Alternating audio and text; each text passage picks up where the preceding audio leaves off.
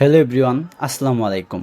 গতকাল যে নাসির গ্রুপে সংঘর্ষ বেঁধেছিল, এই ঘটনাটি আপনারা অনেকেই ভিডিও এবং লাইভে দেখেছেন, কিন্তু আসলে মূলত ঘটনাটা কি আপনারা কেউই জানেন না। নাসির গ্রুপের মালিক মারা যাওয়ার পর তার ছেলেমেয়েরা এই নাসির গ্রুপের কোম্পানিগুলো ভাগাভাগি করে নেয়, কিন্তু তাদের মধ্যে কোনো মিল মহব্বত নেই। তারা সারা বছরই একে অপরের পিছনে লেগে থাকে এবং ঝগড়া শুরু করে। তার পরিপ্রেক্ষিতেই ভাই এবং বোনের কোম্পানির মধ্যে তুমুল ঝগড়া বেজেছে।